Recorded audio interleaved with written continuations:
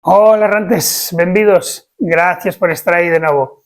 Hoxe iremos a unhas pozas nas que hai unhas cascadas tamén, o día preséntase, parece ser, polo que mirei, nublado, pode que me caiga algo de chuvia, e levarei un pantalón de aguas, a chaqueta tamén de chuvia, para que en caso de que iso pase, pois mollarse o menos posible.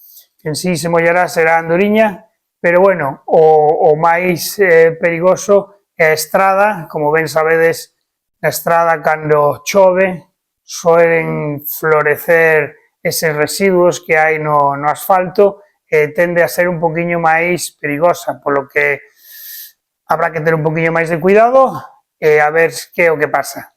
Esperando que vos guste, vamos a Viana do Castelo, intro e o lío.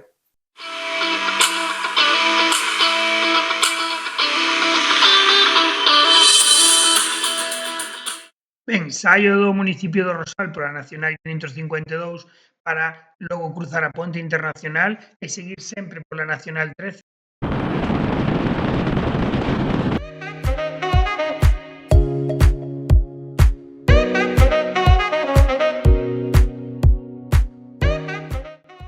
Cruzo o río Miño e adéntrome no país de Portugal.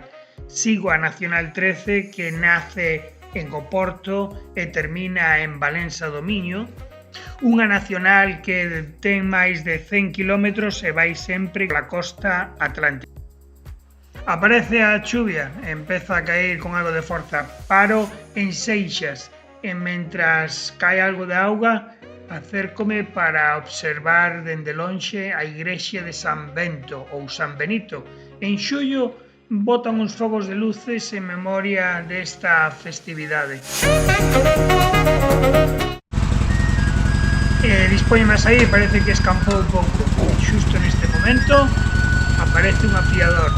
Os afiadores que antigamente iban ca súa bicicleta e afilaban os cuchillos e demais utensilios da casa, pois aquí tedes a un.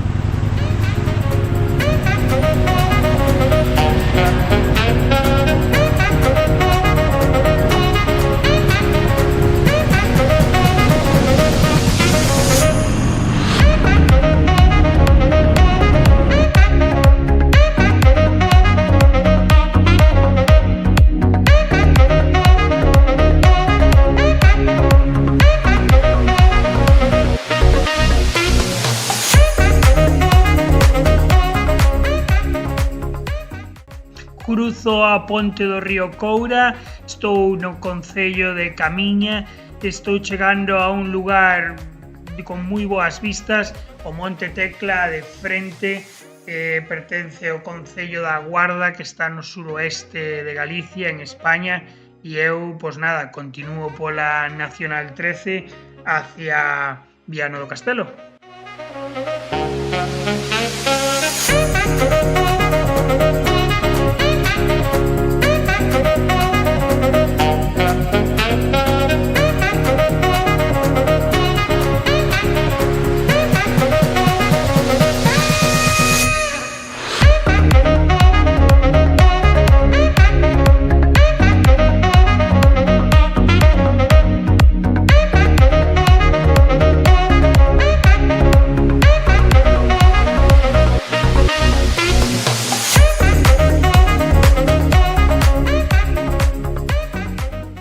Saio da Nacional 13 para entrar na parroquia de Areosa en Viana do Castelo.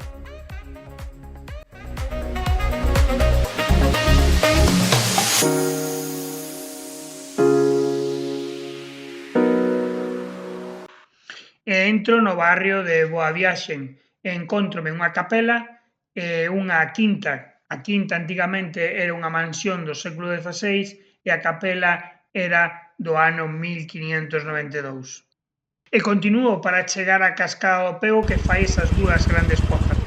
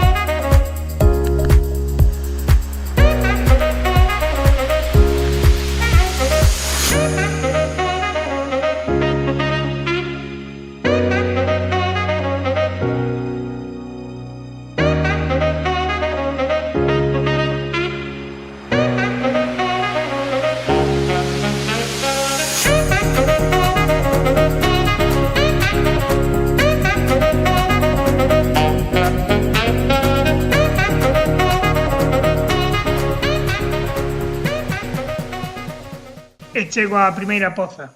Esta é a Poza do Cascudo, é un poquinho máis pequena que a poza que vamos mirar lá arriba, é a Poza do Pozo Negro, e aquí a tedes. Agua limpa e corrida, no verán debe ser un gusto estar aquí.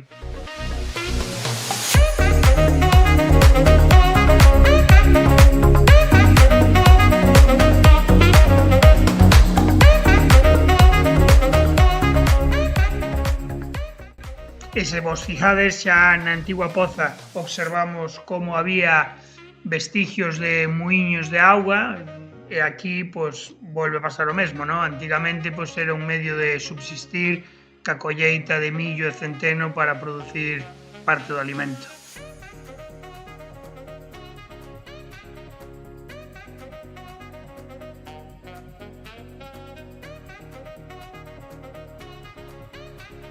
E aquí un pouco era a parte por onde vai a auga desviada hacia os muiños de arriba, e aquí está a parte que é o que chamaríamos a cascada do Pego, que levaría a auga á parte de abaixo da Poza do Cascudo.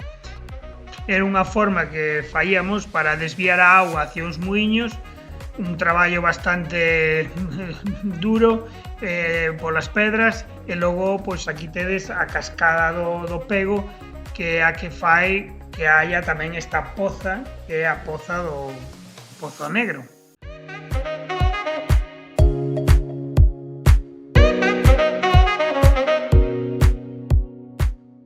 Eu despídome nesta portón de antigua mansión do século XVI. Como decía Aristóteles, todo que se nutre provén do húmedo, e a auga é a orixe de todo. Para min, a auga é parte do noso alimento e axúdanos a transportar, a elaborar e a facer moitas das cousas que temos. Pero cada un terá a súa propia opinión. Sen máis, saúdos da Andoriña e do Errante. Ata a próxima!